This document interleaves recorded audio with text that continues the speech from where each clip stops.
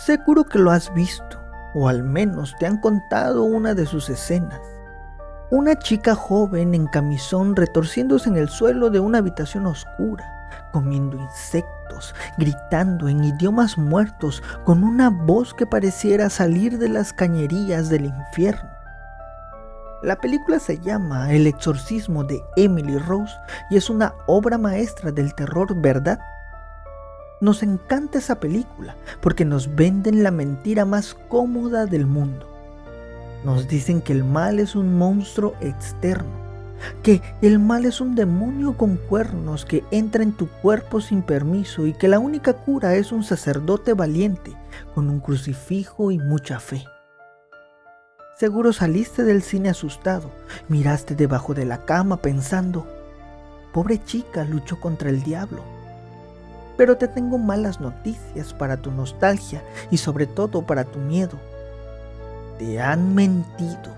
Y lo peor es que te han vendido una versión romántica de una tortura real. La chica no se llamaba Emily Rose. Ella se llamaba Annalise Mitchell y no murió luchando contra Lucifer en una batalla épica por su alma.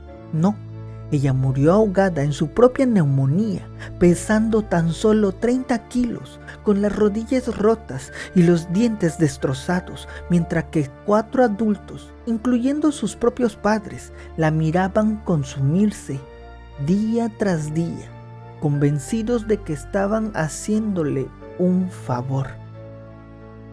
Hoy, en esta mesa, no vamos a hablar de teología. No me interesa si crees en fantasmas, en ángeles o en la energía del universo, eso me da igual. Hoy voy a hablarte de biología. Vamos a hablar de lo que pasa cuando el cerebro humano se rompe y la gente que te rodea decide tratarte con agua bendita en lugar de haloperidol.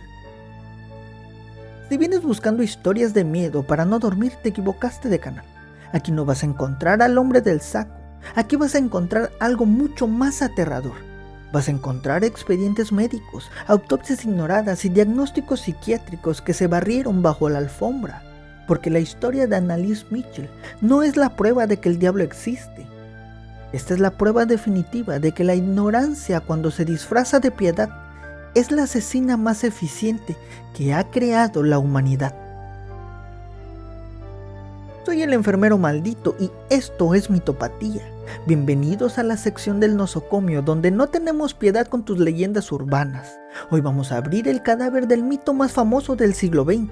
Vamos a separar la leyenda de la lesión cerebral y el mito de la meningitis y el cuento de hadas de la negligencia criminal. Ponte listo, porque te prometo que cuando terminemos no vas a tenerle miedo a que se te aparezca un demonio esta noche. Vas a tener miedo a que te dé un ataque de epilepsia y que tu familia crea que es un espíritu. Para entender por qué dejaron morir a Annalise Mitchell de la forma más brutal posible, primero tienes que entender las reglas de este juego macabro. Porque la Iglesia Católica, especialmente la vieja guardia de los años 70, no diagnosticaba al diablo a la ligera, o al menos eso decían sus papeles. Existía un protocolo, un triage espiritual codificado en un libro que parece sacado de Calabozos y Dragones, pero para ellos era la ley. Y te hablo del libro Rituale Romanum de 1614. Según este manual de operaciones tácticas contra el infierno, para que un sacerdote pudiera siquiera pedir permiso al obispo para realizar un exorcismo mayor, el paciente tenía que cumplir con 4 criterios clínicos imposibles. Estos son los famosos signos de la posesión diabólica. Y necesito que te los imagines con claridad, porque estos fueron los clavos del ataúd de Annalise Mitchell. El don de lenguas. No estamos hablando de balbucear o hacer ruidos raros con la garganta, no. La iglesia busca sintaxis, busca a una chica de campo sin educación superior que de repente te suelta un discurso filosófico perfecto en latín eclesiástico, griego koine o arameo antiguo. La teoría es aterradora. No es la chica la que está hablando. Es una entidad milenaria que ha viajado por el mundo durante siglos, aprendiendo idiomas muertos, usando las cuerdas vocales de la víctima como un altavoz. Literal es el Google Translator del infierno, insultándote con una gramática perfecta. Número 2. Dibu, o la fuerza de Sansón. El manual exige fuerza más allá de la naturaleza y condiciones del sujeto. ¿Pero qué significa esto en la práctica? Pues que una mujer desnutrida de 40 kilos que apenas puede mantenerse en pie, de repente debería ser capaz de romper cadenas de hierro, doblar los barrotes de metal de una cama de hospital o lanzar 3 hombres adultos por los aires como si fueran muñecos de trapo. La iglesia busca una violación de las leyes de la física. Buscan la prueba de que hay una batería externa inagotable alimentando esos músculos, una energía que no viene de la glucosa ni del ATP, sino viene desde el infierno. El tercero es el conocimiento de lo oculto. Este es el rasgo del espía omnisciente. El poseído debe saber cosas que es imposible que sepa. Imagina que el sacerdote entra a la habitación y la chica, con los ojos en blanco y la cabeza agacha, le susurra al oído el pecado exacto que cometió hace 10 años, donde escondió el dinero robado, o qué está pasando en tiempo real en una habitación a 500 kilómetros de distancia. Se supone que el demonio no tiene privacidad y ve a través de las paredes y del tiempo, siendo así una violación total de la intimidad humana. Número 4. La aversión a lo sagrado. Y finalmente, la alergia a Dios. No es solo que no le guste rezar, es una reacción física y violenta. El contacto con el agua bendita, incluso si está escondida en una botella de agua normal, la presencia de una reliquia o la lectura del Evangelio debe provocar arqueos, quemaduras en la piel que parecen ácido y los gritos de dolor real. Es como si la santidad fuera radiación nuclear para el parásito que vive adentro. El cuerpo se retuerce con el famoso epitóstonos. La espalda se arquea tanto que solo la cabeza y los talones tocan el suelo, formando un puente humano grotesco. Pero a todo esto súmale la facies diabólica, la creencia de que el rostro del paciente se deforma, la mandíbula se desencaja y los ojos se vuelven negros o amarillos. Todos estos que mencionamos anteriormente eran los requisitos. Estas eran las casillas que los padres Ernst Ahl y Arnold Renz creyeron ver en Anneliese Michel. Ellos no vieron a una paciente neurológica colapsando, no. Ellos miraron su manual de 1614 y dijeron: Eureka, tenemos un demonio. Y cuando crees que tienes el diagnóstico de Dios en la mano, dejas de buscar el diagnóstico de la medicina. Y ahí es donde empieza la tragedia. Olvida a Emily Rose corriendo bajo la lluvia. Vamos a Klingenberg, Alemania, en el año 1968. Anneliese Michel tiene 16 años, es una chica muy guapa, inteligente, devota, con una vida por delante. Ella no jugaba a la cuija, tampoco invocaba espíritus en cementerios. Ella iba a misa, estudiaba y tocaba el acordeón. Pero un día en la escuela las luces se apagaron. Anneliese sufre su primer ataque, se desvanece, su cuerpo se pone rígido, se muerde la lengua hasta hacerla sangrar. Los médicos de la época hicieron su trabajo correcto. La diagnosticaron con epilepsia gran mal, lo que hoy llamamos epilepsia tónico-clónico generalizada, con foco en el lóbulo temporal. Le recetaron los medicamentos de los 70, Centropil, Aolep, Tegretol, que son fármacos duros con efectos secundarios pesados que intentaban domar la tormenta eléctrica en su cerebro. Pero aquí es donde la historia se tuerce. A pesar de la medicación, Anneliese no mejoraba. Empezó a caer en una depresión profunda y entonces llegaron las visiones. Mientras rezaba el rosario, decía ver las caras demoníacas burlándose de ella, las famosas Fraxen. Ella empezó a oler cosas que nadie más olía, estiércol quemado, carne podrida, pero para una mente profundamente religiosa, criada en el miedo del pecado, eso no parecía una enfermedad, parecía un tormento. El punto de quiebre, San Damiano, 1973. La familia la lleva a un peregrinaje religioso en Italia, y ahí ocurre la prueba. Annalise no puede entrar al santuario. Dice que el suelo la quema. Dice que los ojos de las imágenes la miran con odio. Su voz cambia, se vuelve más agresiva. Para la familia Mitchell, esto es una confirmación. La medicina ha fallado. Dios nos está llamando. Empiezan a buscar sacerdotes y rechazan toda psiquiatría y encuentran a los padres Ernst Ahl y Arnold Sens. El obispo Joseph Stang da el permiso secreto para el Rituale Romanum. La cámara de tortura, 1975-1976.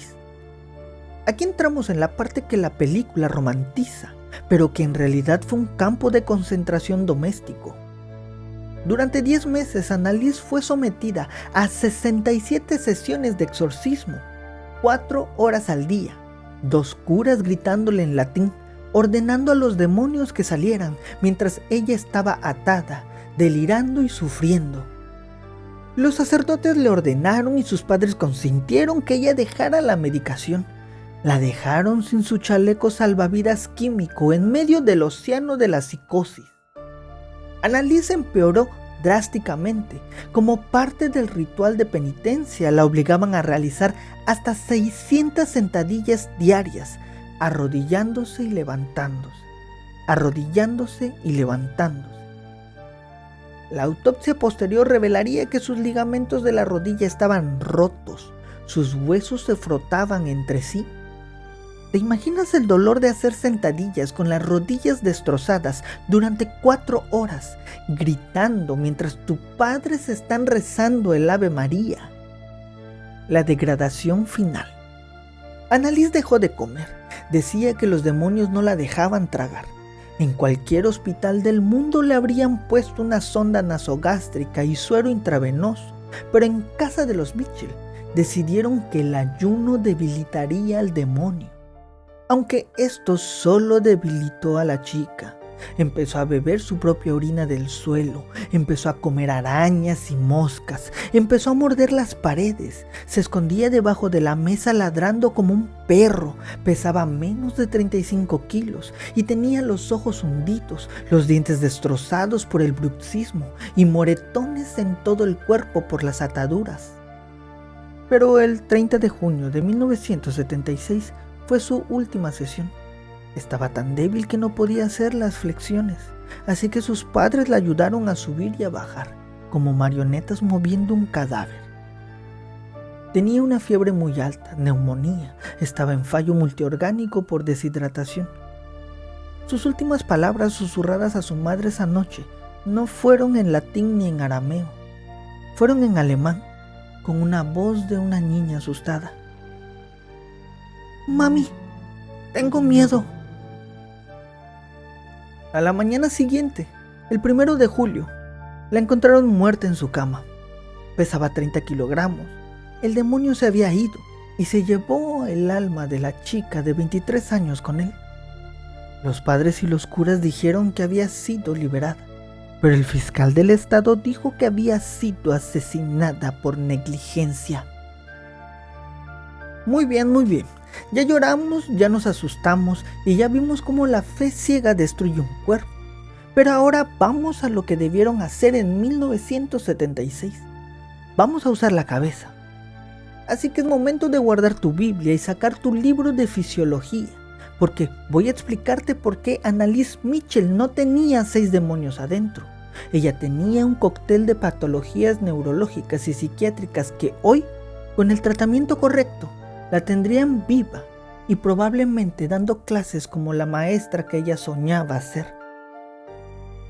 Vamos a destripar los milagros del diablo, uno por uno. El origen. epilepsia del lóbulo temporal y síndrome de Guest-Witch. Todo empezó con la epilepsia, pero no cualquier epilepsia. La del lóbulo temporal es especial. Esta zona del cerebro gestiona la memoria, las emociones y el procesamiento auditivo. Cuando hay un cortocircuito en esa zona, no solo te sacudes, pasan cosas raras. Existe una condición llamada síndrome de Gershwin, que es común en estos pacientes. Pero, ¿cuáles son los síntomas? Pues bien, uno de los síntomas o rasgos más conocidos es la hipergrafía o el escribir compulsivamente, los cambios en la sexualidad. Pero el más importante y curioso es la hiperreligiosidad. El cerebro de Annalise Michel estaba biológicamente cableado para obsesionarse con Dios y el pecado. Las caras de los demonios que veía se le llama pareidolia, pero no eran visiones místicas, eran alucinaciones visuales causadas por descargas eléctricas en su corteza visual. Literal, su cerebro estaba interpretando el ruido neuronal con las imágenes que más miedo le daban, y esos eran demonios. La teoría moderna, encefalitis anti-NMDA. Hoy en día muchos neurólogos creen que Annalise Michel desarrolló algo que no sabíamos que existía en los años 70, y es la encefalitis por anticuerpos contra el receptor, o conocida como NMDA. Básicamente, tu cerebro está en llamas, tu sistema inmune se vuelve estúpido y ataca los receptores NMDA del cerebro. Pero ¿cuáles son los síntomas? Presta atención y dime si te suenan. Uno de los principales síntomas es la paranoia y la psicosis severa, alucinaciones auditivas y visuales, movimientos extraños y disisnea, que son las muecas y contorsiones, comportamientos bizarros como ladrar como perro, lamer el suelo, morder paredes. Además, todo esto conjugado con la disautonomía, la fiebre y cambios en el ritmo cardíaco. Pero en 1976 esto era el diablo. Y ahora, en el 2025, esto se cura con inmunoterapia y esteroides. Annalise tenía una inflamación, mas no tenía una maldición. La levitación y contorsiones, el opitóstonos. ¿Recuerdas que hace poquito te comenté sobre el cuerpo arqueado? Pues bien, la iglesia lo llama el desafío a la gravedad, pero en la medicina lo llamamos opitóstonos. Y es una espasticidad muscular brutal donde los músculos de la espalda le ganan la batalla a los del abdomen.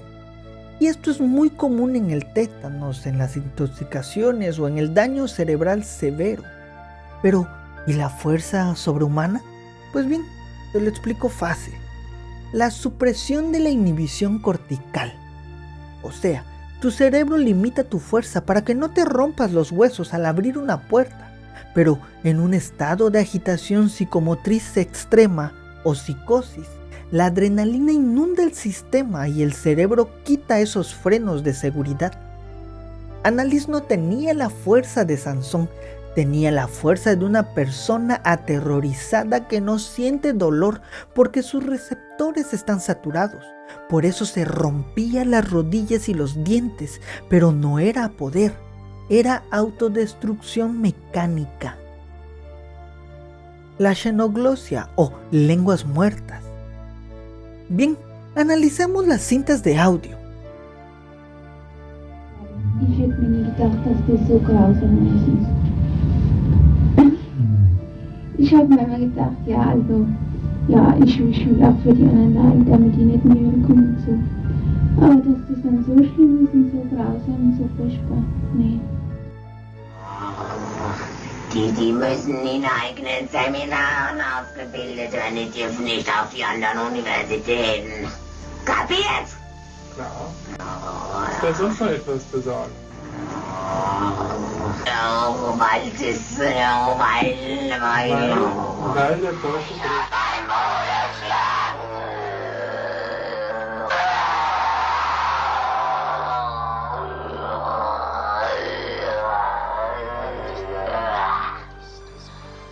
Ja.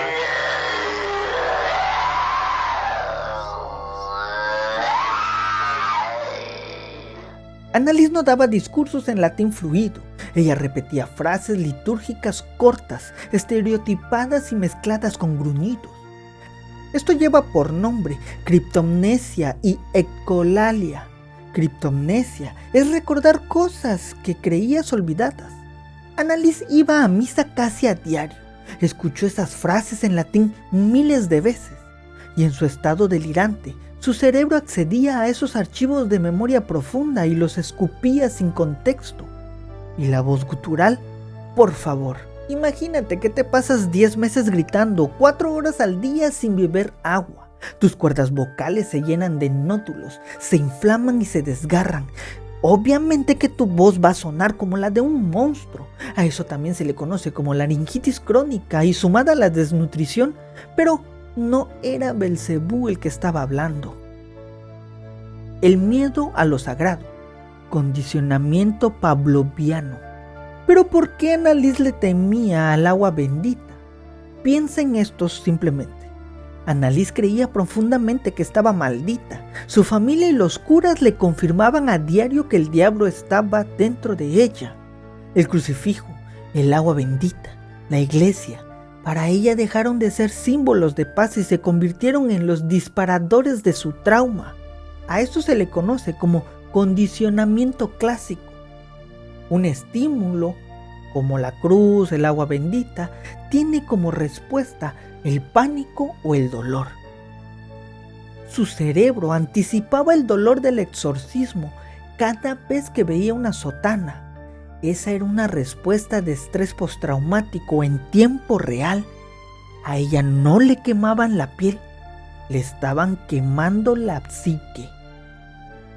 Annalise Michel era una paciente epiléptica, posiblemente con encefalitis autoinmune, que desarrolló una psicosis reactiva inducida por su entorno.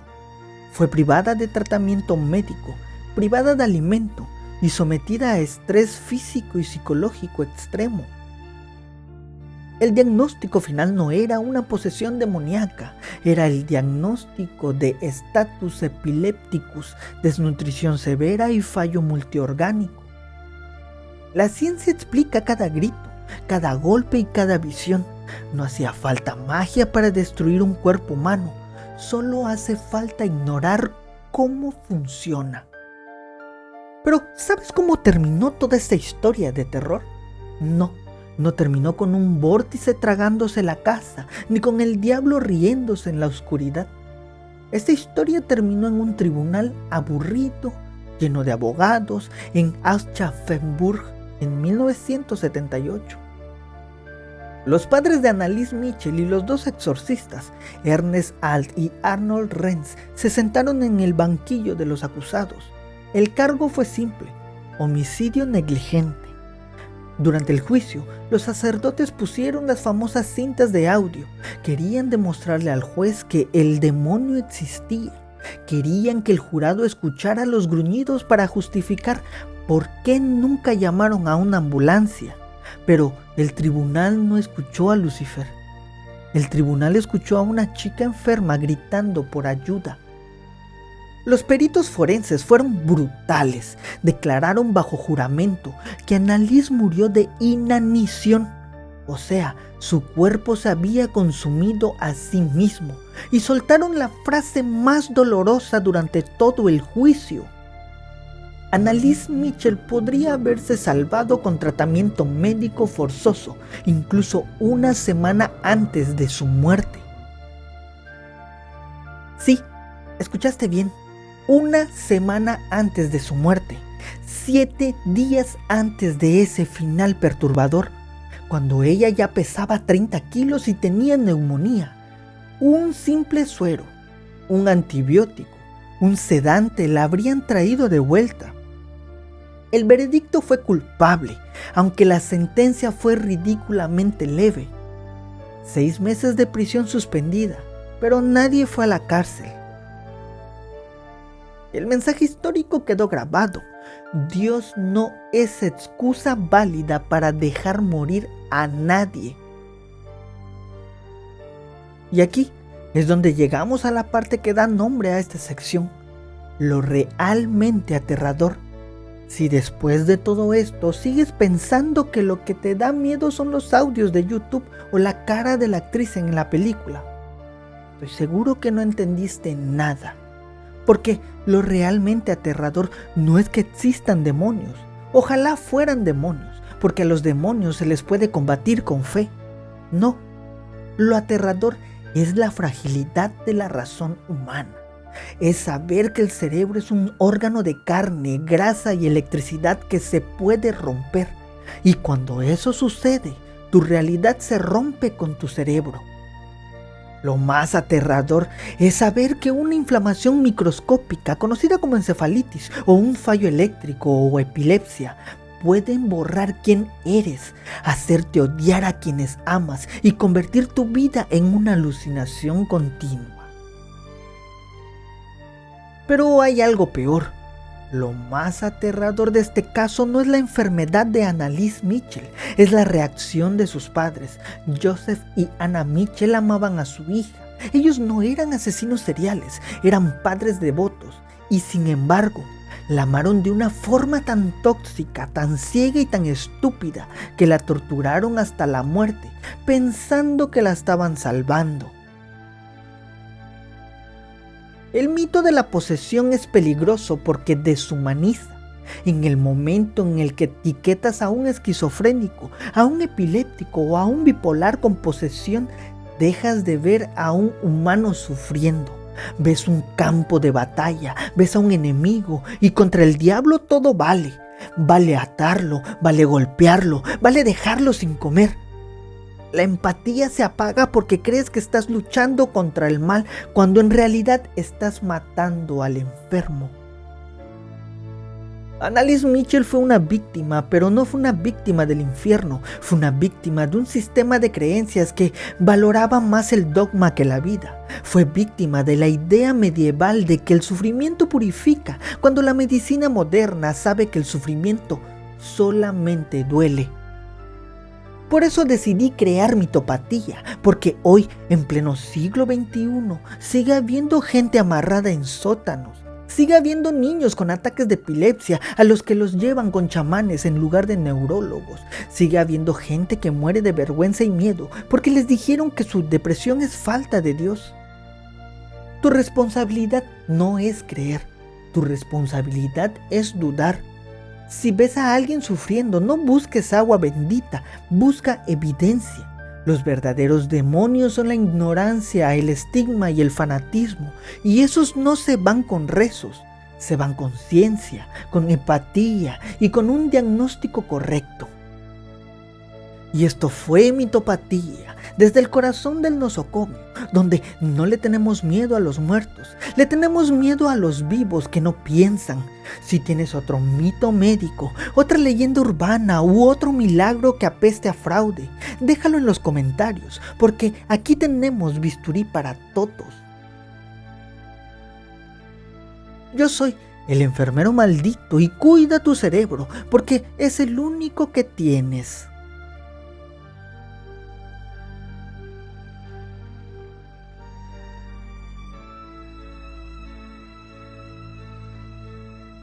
Suscríbete al nosocomio, si es que realmente te atreves a mirar la verdad a los ojos.